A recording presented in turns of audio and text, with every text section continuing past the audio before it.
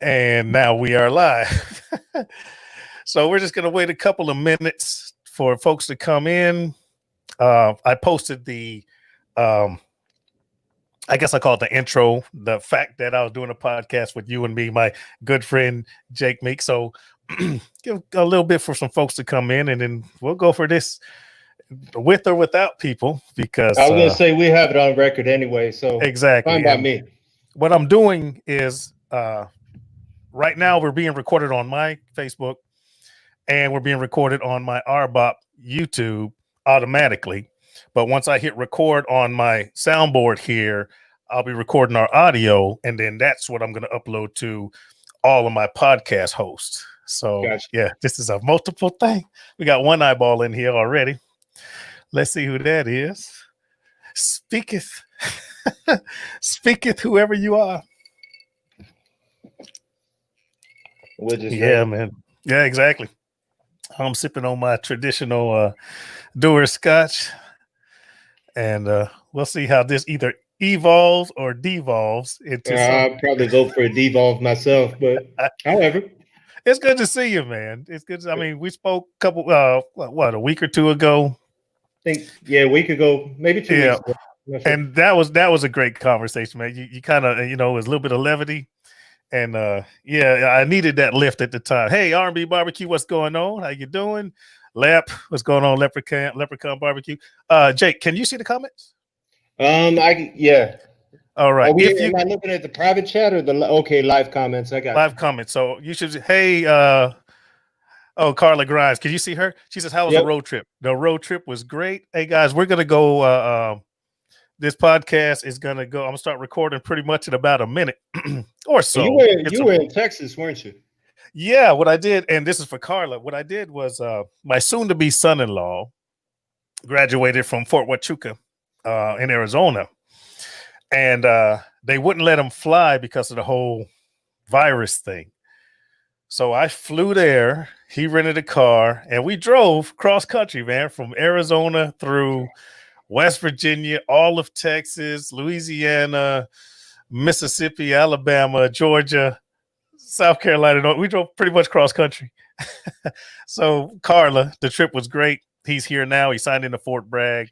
So everything's fantastic. Thanks for asking the question. All right. Well, I think we're about to start this.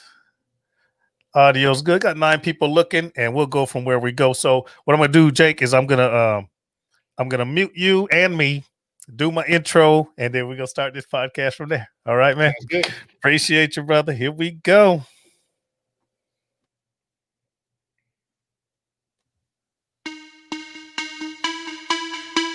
I want to welcome you guys to R-BoP. This is Riddick's Book of Philosophy. My name's Philip Riddick, and this is where I talk about what I want to talk about the way I want to talk about it.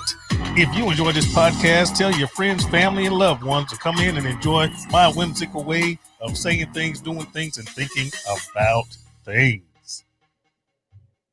Please hold for a very important message.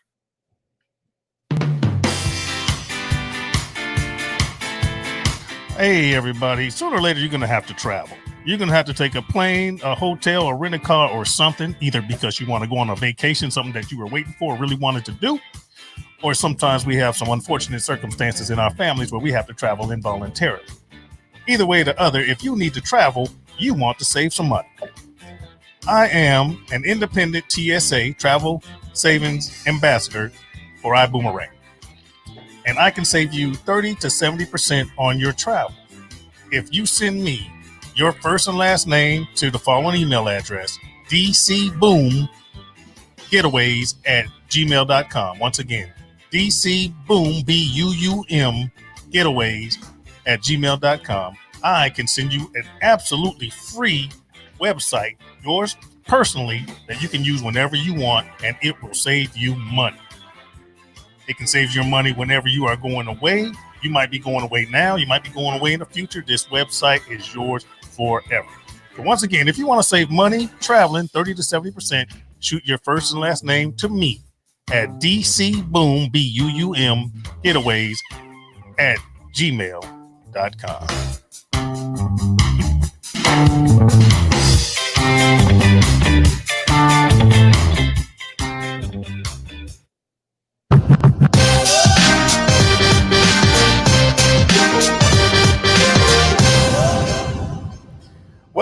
R-BoP. Welcome to R-BoP. My name is Phil. I'm the hostess with the mostest. And I am fantastic, y'all. You know. Put your hands together, guys, for the best host ever.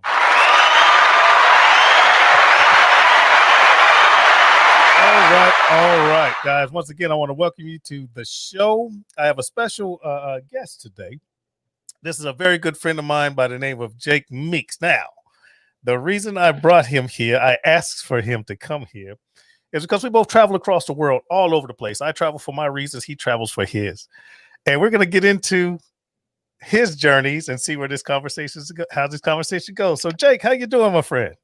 Man, I'm doing good. I'm doing all right. Enjoying the beer on a Friday night. So, cool. So, for those of y'all that can't see, those of y'all listening and not watching, I'm sipping on my cocktail. He got a couple cold ones going back and forth. And yeah, it's a pleasure to have him here. So I'd like for you to introduce yourself, man. Just your introduction. Where are you? Where are you from? What's your background? Sure, man. I'll do my best. I'll give the broad outline because I know we're going to go into detail in a bit. Mm-hmm. But my name's Jake. I grew up in a small town in Wyoming, like 500 people. You blink, you miss the town, that kind of thing. And that's true too. It takes you 10 seconds to cruise Maine. Right. I left there when I was 18, 19, joined the Army. That's where I met Phil, which I still find it strange to call you Phil because I see you and I want to call you Sgt Riddick because that's just what's like in my brain. So it's just weird to call you Phil. I did Fort Bragg for 4 years. After that, I got out. The VA paid for my college. I got my bachelor's, my master's. And then for the last 10 years, I've worked for an international nonprofit. For about 7 years of that, I lived outside of the U.S. in various places. Nice. So, I mean, from countries in Africa to countries in the Middle East. All over the place.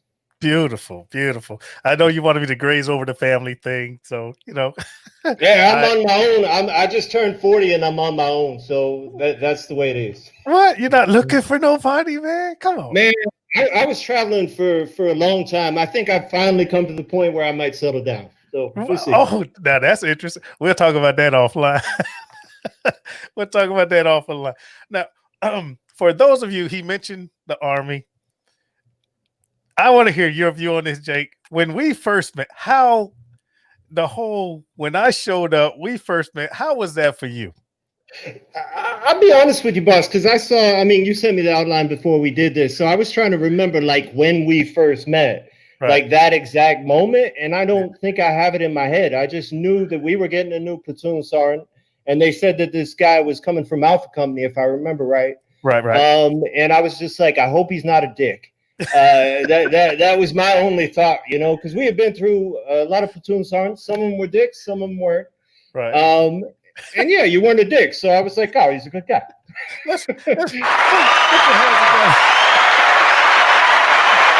Hands together for not being a dick. That's awesome. I don't know. I mean, I remember when I first got to Delta Company, and I spoke to the company commander, Captain Gonzalez. I spoke to First Sergeant, and I met you guys. And I was that guy, if you remember or not, I was standing off to the side. I forget who the platoon sergeant was. Was it Sergeant Jones in the front at the time? Had you lost? It might have been Sergeant Farron. It was either Sergeant Farron or Sergeant Jones. Okay. And I just kind of stood off to the side for a while, but then I was getting those crazy looks because you know me. I showed up with all the scare me badges and shit, blah blah blah, and and then obviously I came from a line company. I wasn't a hotel at all. For those of you that don't know, a hotel are the motorized guys. Okay, the ones that fight trucks. I came from a dismounted guy to a motorized platoon. I'm not going to get into why. That'll be another podcast. So I had things to learn about how to do that, but you guys had things to learn because I came in straight leg infantry. My brain was different. It was a bit different, yeah. Yeah, we were. I mean, if you think we trained differently from the other platoons, we did a lot of dismounted stuff where other platoons didn't do as much, and you guys were pissed, but it paid off once we got into combat. Once we started going places and engagements. But anywho. Next You know, question. I mean, I do actually. Before you even go on, I wanted to tell you my favorite Sgt Riddick story, if I can. Okay. I mean, please. it may not be my favorite. I mean, I don't know if it's my favorite story, but I'm gonna tell the story anyway. Okay. And you can tell me if I'm right, because you know how we haven't seen each other in what, like 17 years now. About that, yeah. And you know, when you tell a story so many times, then you're not sure if it actually happened anymore. You're like, I think that happened. I like telling the story, but I'm not sure if it was like that. I understand.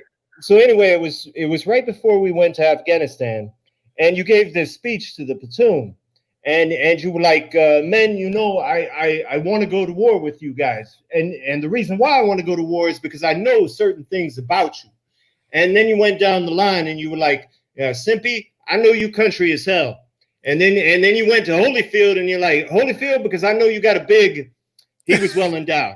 All right. And then you went to Bobby, and you were like, Bobby, because you quick to beat a motherfucker's ass. Right. And then you came to me, and I was the last one, I think, and you were like, Meeks? Yeah, Meeks. He's just one guy that doesn't give a fuck about anything. I remember that. I remember And everybody started laughing because it was like, oh yeah, that makes sense. He called it. And there's a reason for that. The reason I did that is because not only do you need to know your people, especially if you go into a stressful situation, you need to let your people know that you know them. You know what you can expect from people. You know, if I need somebody to kick somebody's ass, I'm calling Bobby Aller. Yeah, if I need somebody that's gonna freaking, you know, thump somebody up, I'm calling freaking Sergeant Jones. You know, if I need, yeah, that's right. Not if you need a diplomat, though. No, I don't. If I need a diplomat, I need freaking Macarenas. You know what I'm saying? I just needed at that time to let all of you guys know we're going to war, and I want to go with you guys, and this is why. Everybody has tools that's going to make us all successful. It might not have came out. You might not have thought of it that way when I gave that talk, but that was the purpose for that talk. Okay. No, I think I internalized it for sure. Yeah, it's funny because I remember it now, and you're spot on. I ran through the whole freaking platoon, but you know, things where you don't think about it, a story just comes up, and then you're like, oh, I remember. So thank you for that, man. I appreciate it. All right, we're gonna move on. We're gonna move on. You say you don't do a lot of social media, so I'm gonna skip that question right there. But now, what do you do specifically? Well, not what you're doing now, because I know you're moving on to something different. But what have you done the most specifically for a living? Your job?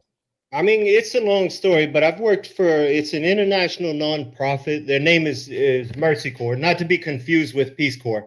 Okay. I mean, I got paid like a wage, you know? Yeah. And they do different development and humanitarian projects all over the world. I mean, that's the easiest way to say it.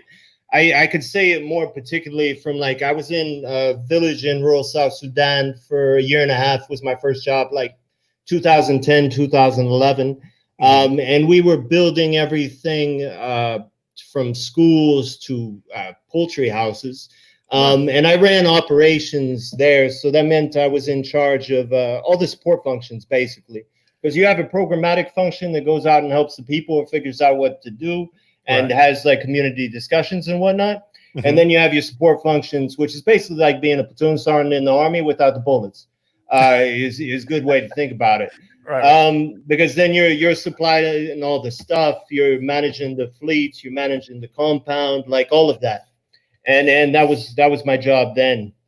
Later on, you know, when I was in Jordan and Lebanon, all our programs were centered around the Syrian refugee crisis, because this is around 2012 to 2015. Okay. So we did a lot of work in like Zaatari camp, for instance, which is in northern Jordan. It was the biggest and the first of the refugee camps in Jordan. Wow. So we put in water there. We drilled a well and put in a water system. They did a lot of psychosocial support programming for children, like building playgrounds and whatnot. Because I mean, it ends up being like a city, basically, where people live and they can't leave. And Lebanon was similar, only the political situation in Lebanon is different. So they don't have formalized camps per se like they do in Jordan. It's rather kind of these makeshift camps where we also support with water and things like that. Now this was between wars, between U.S. conflicts, or was it pretty tame? No, I mean this was. I mean this was none of this was U.S. conflict. The Syrian conflict. I mean that's all a fallout from the Syrian civil war. Right. I mean, and I wasn't inside Syria, and that's where the conflict is. Gotcha. And so yeah, I mean that was fairly tame. So it was just refugees moving away from those trouble spots. It was refugees moving away from those trouble spots. Yeah. Nice. Both going south to Jordan and then going west to Lebanon. Okay. Man, I mean the war's been going on for 10 years now. So. Ever. And yeah, it's a fucking horrible thing, man. In South Sudan, we were in South Sudan, like they've been in civil war for what 7-8 years now. I was there before when it was still part of Sudan, which was one country.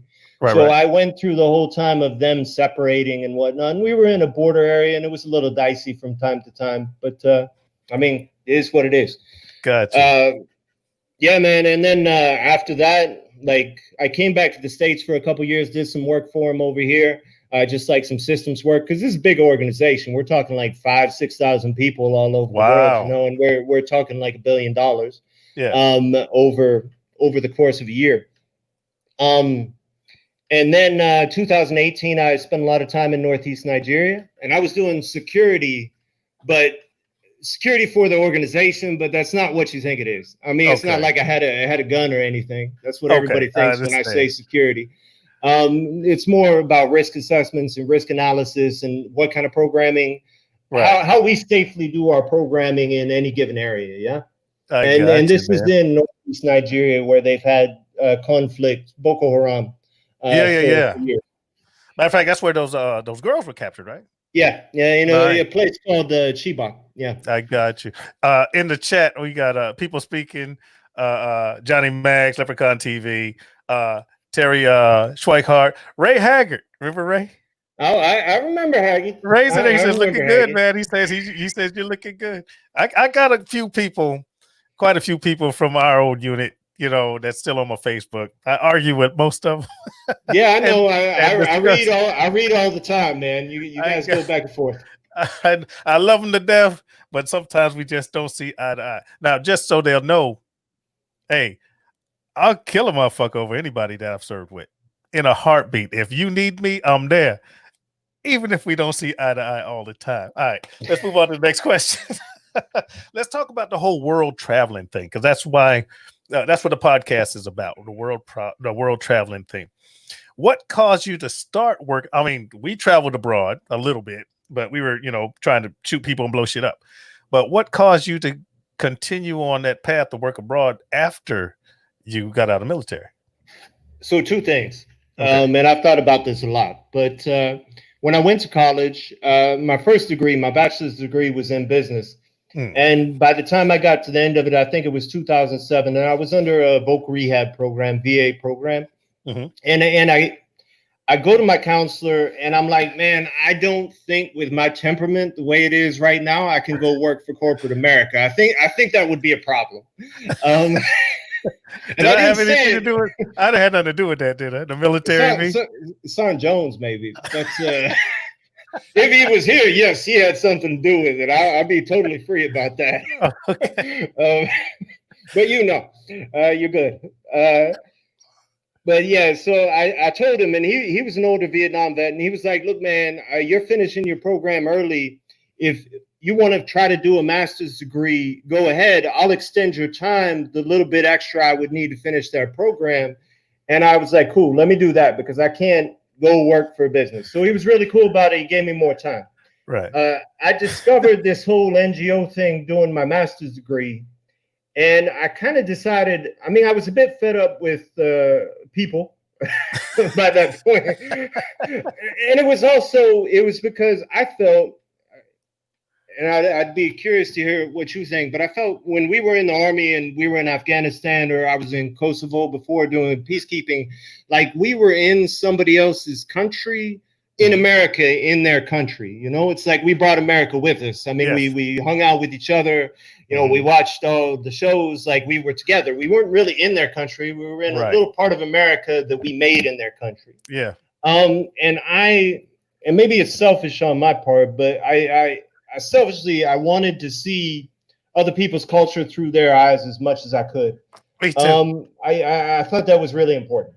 Yeah, I agree. Now, to your point, whenever we deployed, and I've deployed more than you have, whenever we deployed, we come in, jump, fly, land, however we get there, and then we make a base, a post, an outpost, something, and it's all ours. You people stay out, no matter the country. This is ours. And then we Americanize the shit. Even if we take over, let's name them, Kandahar, Daharan, we jump in, take over an airfield, go to those places now, man. TGIF and Burger King and all this shit. Yeah, I've heard stories. Yeah, and I've gone back to Kandahar, Calf. I've been back to Bagram. Dude, it's just a carved out piece of America.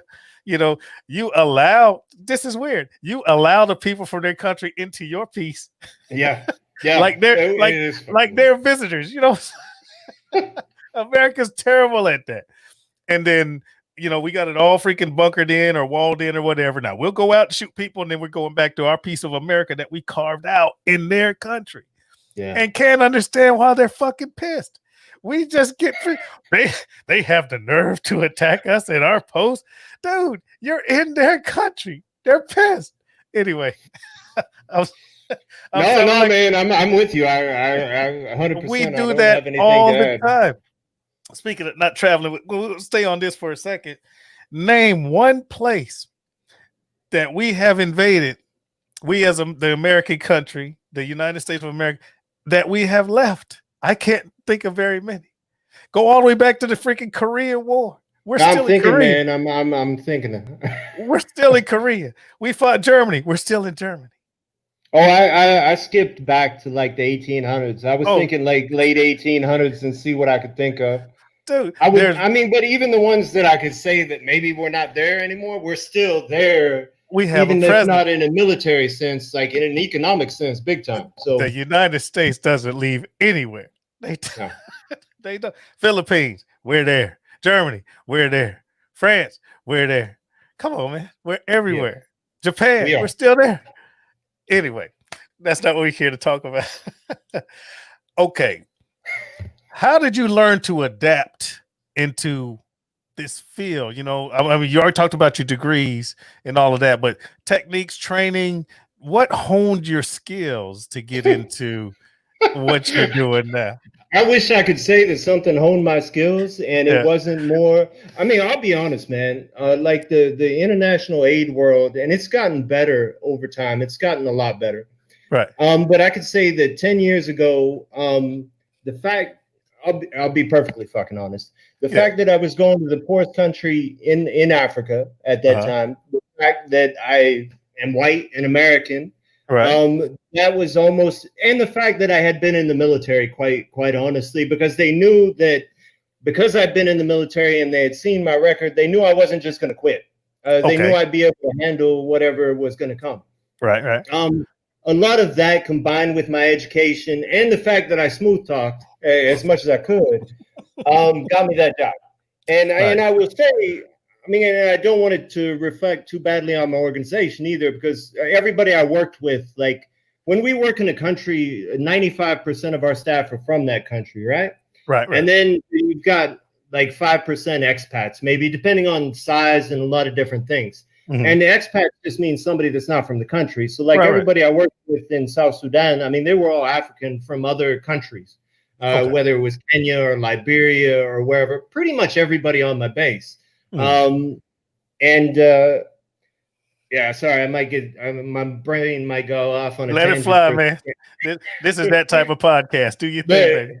I mean, that's basically how I ended up, is that I kind of sweet talked my way. I had a couple of benefits in terms of adaptation. Again, because it was South Sudan, and like people know in the aid world, that's where people go on their first mission. I mean, it's not the easiest place to work. Wow. In fact, it's probably one of the hardest fucking places to work in the world. I didn't know that. Well, yeah, I mean, South Sudan, I give you the whole history, but like, yeah. It's difficult, and it's remote where I was. I was living in my tent, which I had a good tent, man. I had a nice carpet in the tent for, like 18 months. Rug really held the tent together. But in terms of like training or anything, not really, man. I was in Juba, which is the capital, for like 2 weeks between Christmas and New Year's, 2009, 2010. Right. And we were just kind of hanging out because we didn't want to go to the field during Christmas because they were worried about security. Okay. And then I get on a plane, and I get on a normal size like UN plane, and I fly to this place called WAU, WAU. Wow. Okay. Okay. And it was weird, man, because we land in this normal size plane and we're on like a dirt runway. And I look to the side of me and I see 2 full size like Boeings, but they're broke. And like one, the tail is sticking out of the dirt, like an airplane graveyard, Yeah. And I'm like, what the fuck? We gonna die. We gonna die. And then we get on a smaller plane, Right. like a small 12-seater Cessna, Yeah.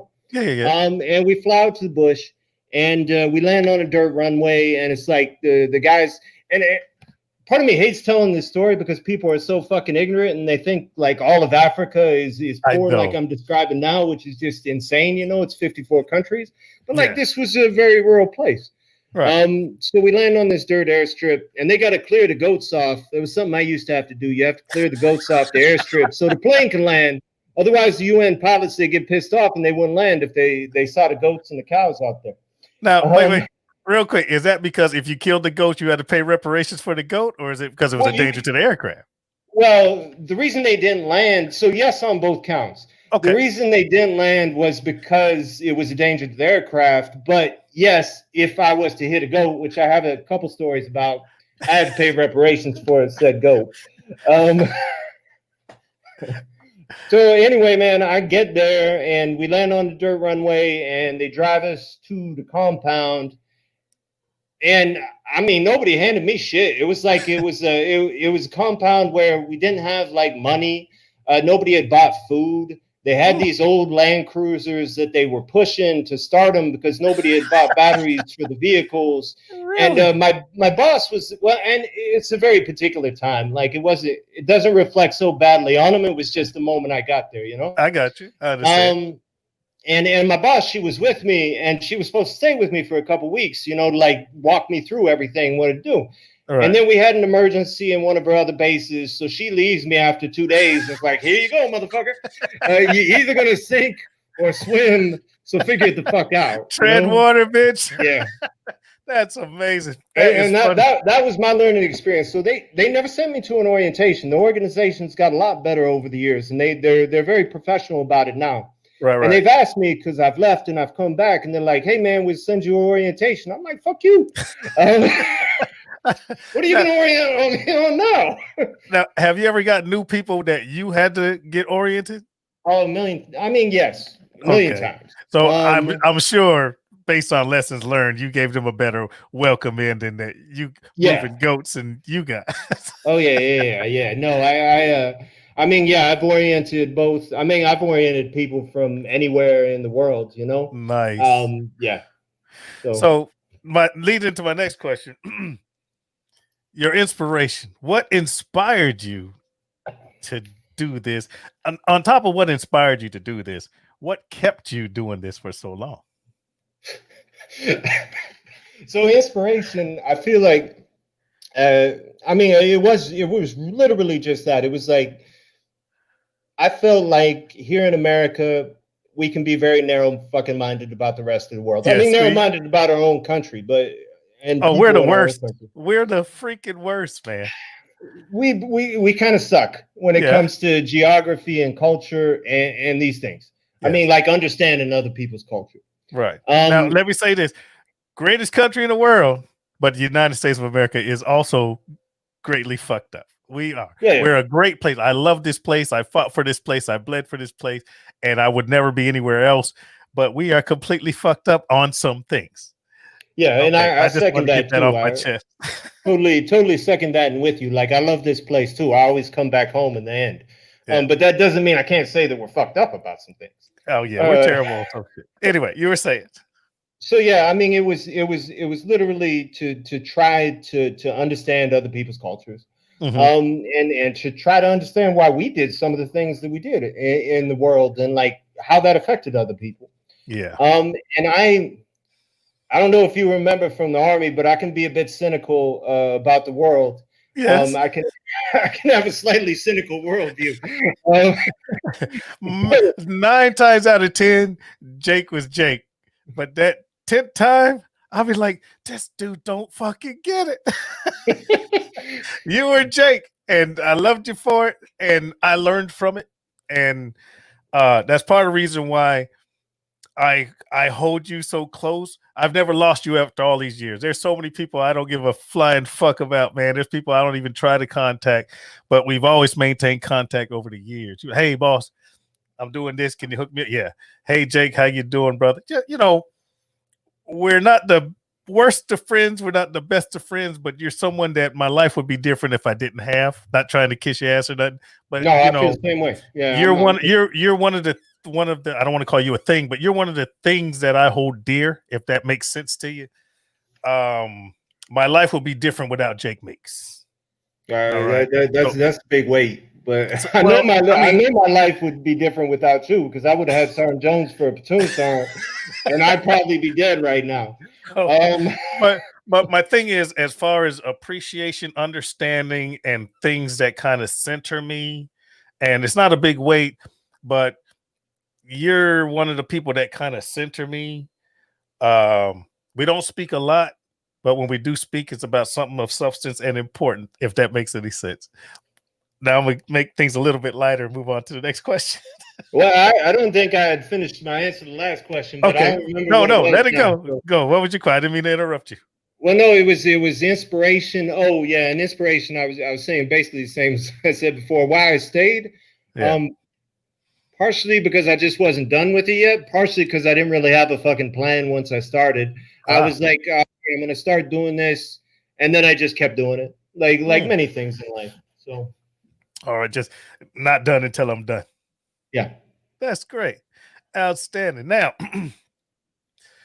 and this isn't even on the outline, just in your travels, because me, one, I'm a foodie and I like to interact with the culture. That's one thing that I hate about, being working where I work in parts unknown and being in the military.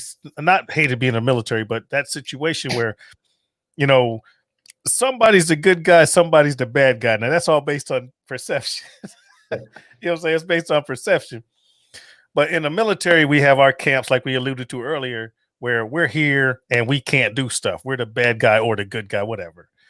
And in some places, because of the world's situations in the world, the Americans are behind walls when you're in foreign countries, specifically in the Middle East and places that are a little bit more hostile, where you have to be there. You're on a camp or a post or a fob, or you're in an embassy or something. You're behind the wall. You can't enjoy the culture, the food, the people, the music. How Well, and that wasn't the case difficult for was that? me. That was my Well, question. Was that difficult for you, or could you do that? yeah, I could do that. Okay. It depends. So I mean, obviously it depends on the place and the security level. So when I was in the Middle East, for example, I was in Jordan and Lebanon, and Right. they were both stable, relatively stable. Jordan's sleepy little country in the middle of a bunch of craziness around it. Yeah. And then Lebanon, I mean, it has its moments, but yeah, I lived in my own apartment. Like there was a KFC and a Starbucks, right down the road from me.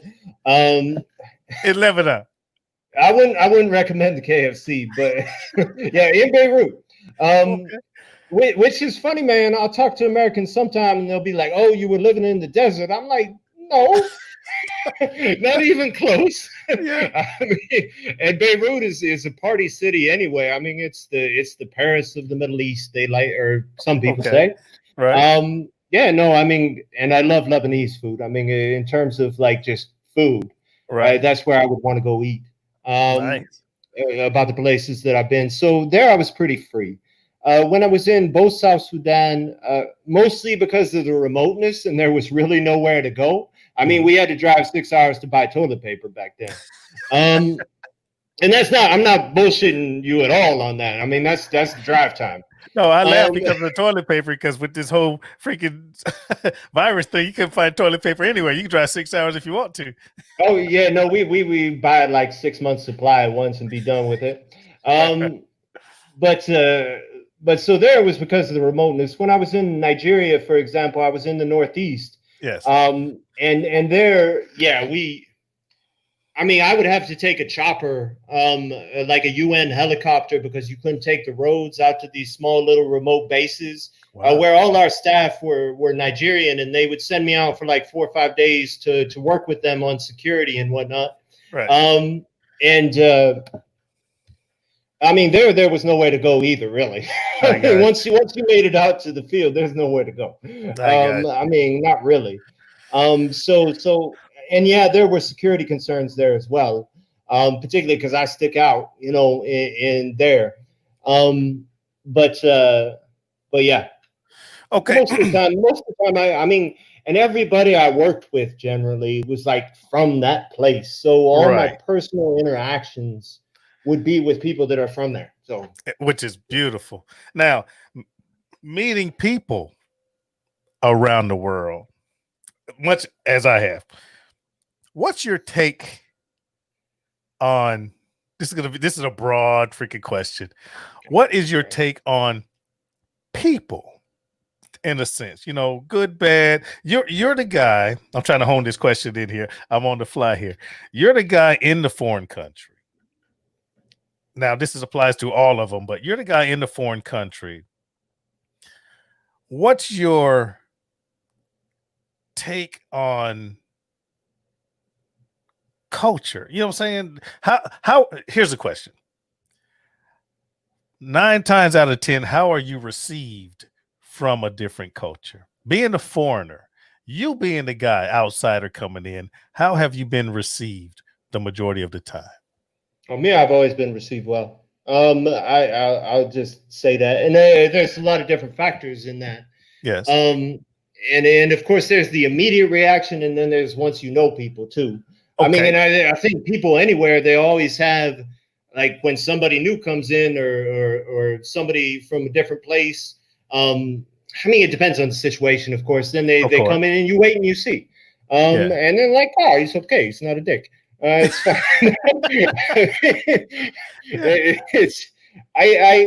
The thing that I've thought, and I've talked to like young people going off to do careers and whatnot, and what I always tell them is like, man, people are people. They got the same fucking needs, wants, desires, problems, you know, everywhere in the world. Yes. I'll tell you one thing that I know this. I worked with this. He's a bit of a redneck. He's from Colorado, but he was one of those rednecks that apparently when he was young, his father had this old APC, like some old World War II APC. And him and his brother, it was a track vehicle. Him and his brother used to drive that thing to school, right? He'd always be wearing his boots and his shit kickers. And I worked with him in Jordan. He was, Lebanon. He was an analyst for it. And Max was telling me once he had been to do his master's dissertation with the Bedouins, you know, which is a pretty remote tribe in the northern part of Jordan. Okay. So he lived out with the Bedouins for a long time. He said, you know what the funny thing is? The Bedouins in northern Jordan and the rednecks back home have more in common with each other than either of them will ever have with their ruling classes. But they want to talk shit about each other because they don't understand culture or language or whatever it is, you know? Yeah. And I mean, that's true. Like, human daily things are the same. Like, oh, you're somebody's cheating on you, or somebody did something bad to you, or you need money to pay the bills, or you got to take care of your kid. It's all the same.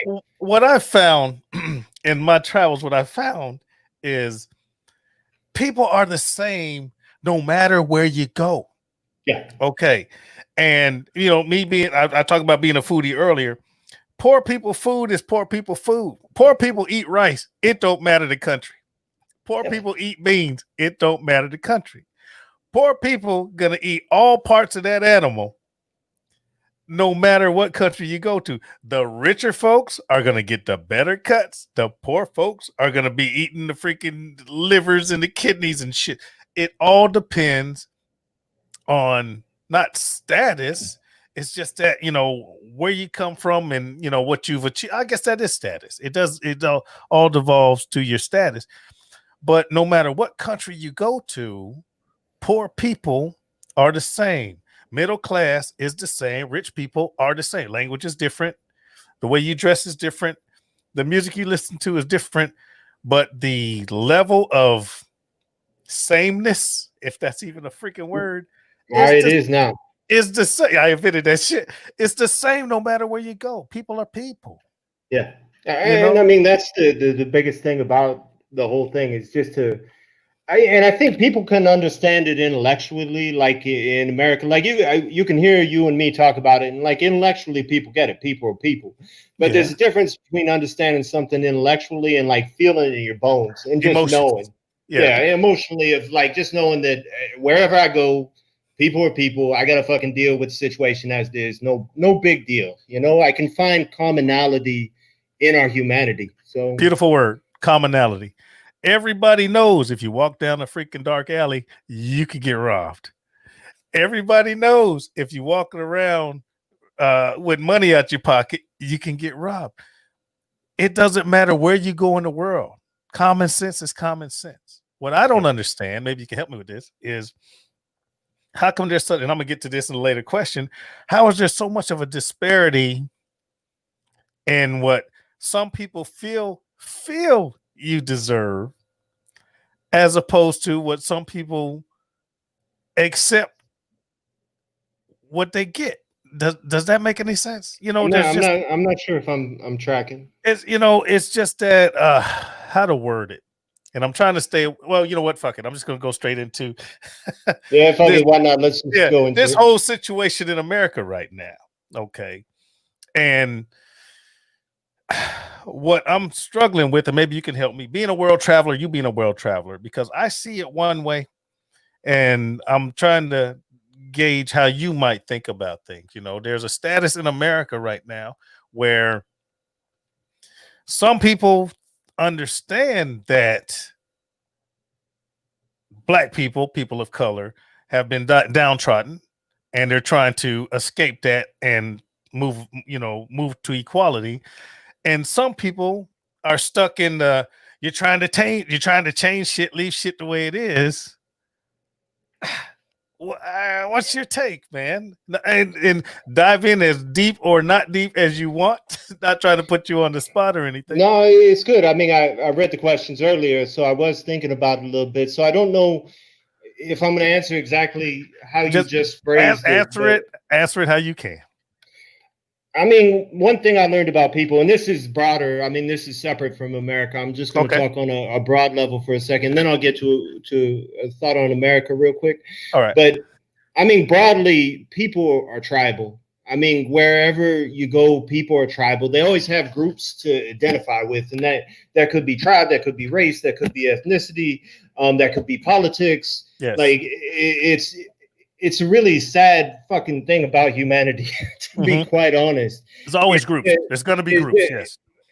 And it's not so bad that there's groups. I mean, that's fine, but it becomes that there's our group, there's us, and there's them, and we're battling over scarce resources many times. I mean, that's how it's been, like, historically, in some cases. Yeah. And we're looking at these resources. So if they get these resources, then it means we don't have them. So now we're tribalized and we're going to fight. And then all this shit builds out from there, ethnocentrism, racism, like all of this stuff. Yes. And I don't know that we can last as people in the same cycle that we've always been in, particularly when we live in a time where we've had all these technological advancements and all this is going on, but we still have these deep-rooted us and them mentalities, which I just don't think is fucking workable. How can we be so smart and intelligent and so stupid as a people at the same fucking time? I don't get it. I mean, it's the I don't know, man. I mean, I know a lot of people that they can be geniuses on one thing, but then they're a fucking idiot on something else. So I guess that's humanity as a whole. It is. Yeah. I mean, in the America thing, man, so much has gone on. Yeah, I don't know how to best phrase it, but I would say that we're not able to have all the conversations that we need to, and that we're not able to look at things realistically and like, oh, historically, this is what happened to Black people here, here, here, and here. These are the structures that have been built up. We can acknowledge these things as bad and wrong and not morally right. How do we dismantle them? I mean, how does that work? And if for whatever reason that we have not been able to have that conversation on a holistic enough level yet. I mean, with everybody involved. I agree. Maybe, I don't know. I agree with you completely in what you said. And I'll reiterate, I'm talking about the United States as a whole, for some reason, cannot have a holistic conversation. There are so many people, some Black people are freaking resistant. Oh, they did us wrong. Fuck them. And then white people are like, I wasn't a slave master. I wasn't there. Fuck them. You know, there's so many dynamics to denial, acceptance, what we want, what we're going to get. There's so many pieces in there. I agree with you.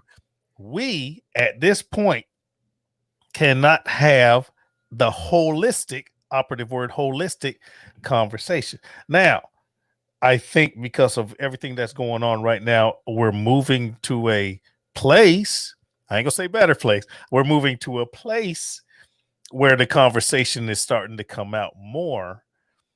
But when you have people, I would say it, when you people at higher levels that are resistant, it's counterproductive. Yeah, and when those people are being voted for again and again. Because, I mean, and that's the thing. I don't want to get political either, but like I'm people trying so hard. I know, but it's if people say that the vote doesn't matter, that politicians suck, which I agree on some level.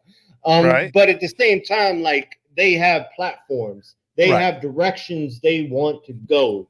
And even if a small step in the right direction is better than a step in the wrong direction, it is important. Like it just is.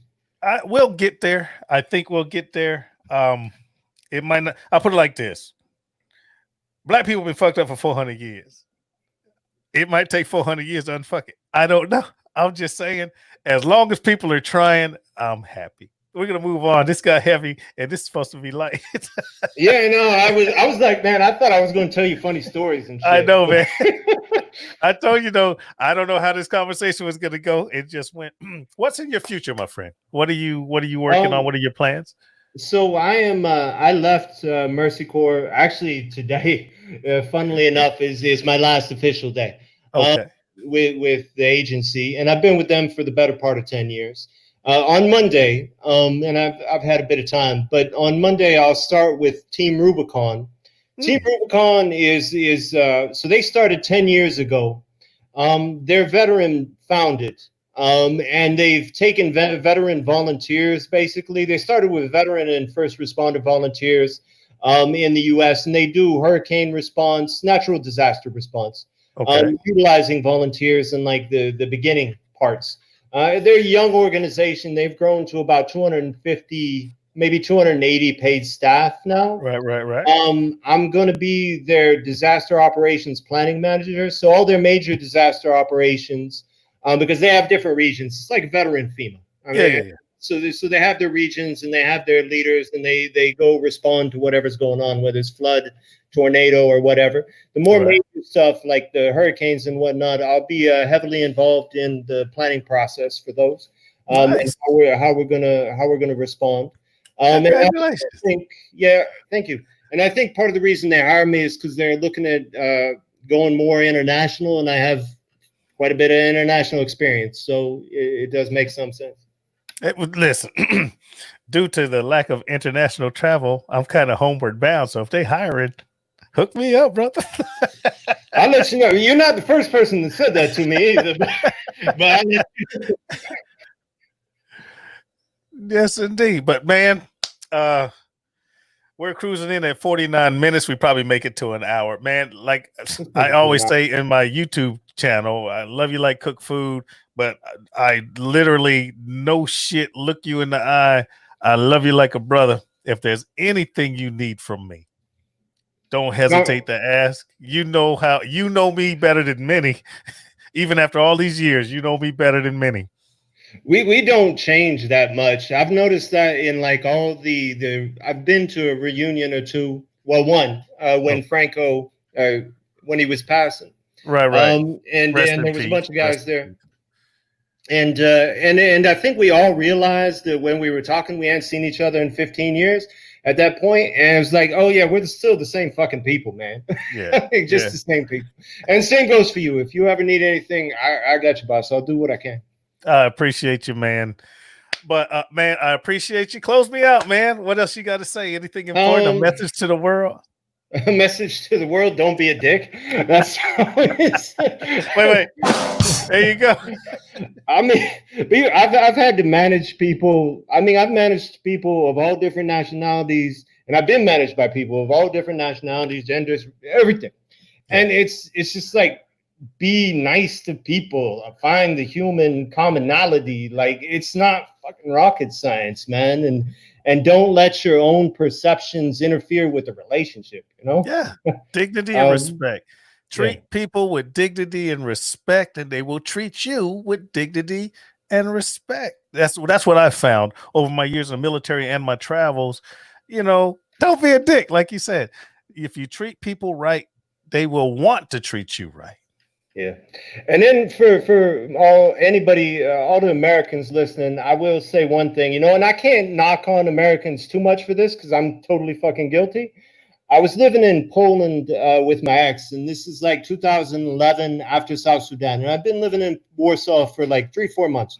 And it occurred to me one day that I couldn't point to the country on a map, and that I didn't really know where I was. Right. And Americans, we are geographically challenged when it comes to other countries. And I think we got to remember that we're only 5% of the world's population. And it's really good to chill out our Amerocentrism, like everything revolves around us. And geography is a way to start. So it is. Now, a question from the chat. You got Mona. Tira Mona says, what's your favorite country or culture? I've had that one asked a few times, and I'm never quite sure how to respond because it was always dependent on like when I was there and why I was there, So I'd say the favorite place that I lived, and I mean lived, like I was there for 2 years, was Beirut in Lebanon. I'll be honest why. The food is good. Lebanese women are beautiful. And there is, I mean, the people were great. I mean, Beirut's got its problems. Lebanon's got its problems, but I did enjoy my time there. And the Lebanese, I've found, because they've been through a lot historically, are the one people that I swear, I always make this joke with my Lebanese friends. It's like, they're the one people I know where a bomb could be going off over there and they still be dancing and fucking partying over here. They're just like, it's fine. It didn't hit us.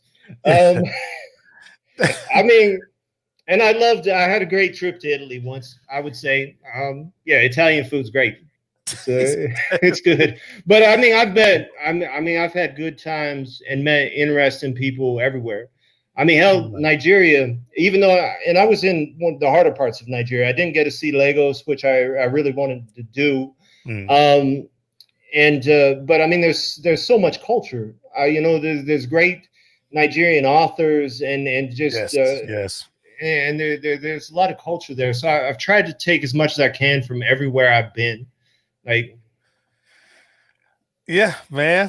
And shoot, being a world traveler, I'll tell you the place I've enjoyed the most out of being anywhere, and it's going to sound weird, is the Kyrgyz Republic, right below Kazakhstan. Dude, beautiful people. I can see that. I've actually heard things. Right next to China. I was there for about 1.5 years, almost 2 years. And the people were friendly. The women were beautiful, and it was just great food, great culture, very friendly. You could go anywhere. And let me back up. Let me say this: the crime rate was so low, it barely rated. You with me? You Yeah. can't say that anywhere in America. No, You yeah. can't say that. And I'm from Chicago, the murder capital of the fucking world. Now, and you can put me in a country where even if you have an altercation with the police, they're gonna be like, "Why are you here? What was the problem?" Well, I'm here because of this, and that guy was doing this, and I did this, blah blah blah. Well, you need to leave. You ain't getting a black guy in Chicago. Come on, man. You ain't getting. You need to leave. You got the right to remain silent. Bam, bam, bam. Maybe. Yeah, and you know, man, that's one of these things about America. I don't know, Americanism, I guess, is that we think we're the best at everything, and it's like, can you just look at how other people do shit, please? Because I mean, you can see like police shooting rates in somewhere in Europe. It was like, oh, I can't remember the country off the top of my head, but there was like one police involved shooting in like 20 years or some shit. And it's like, are you telling me people are that much different here? No. Listen, I've been in countries where if you do this, or this, the police might show up and thump you up a little bit, and then they're gonna take you home. Yeah.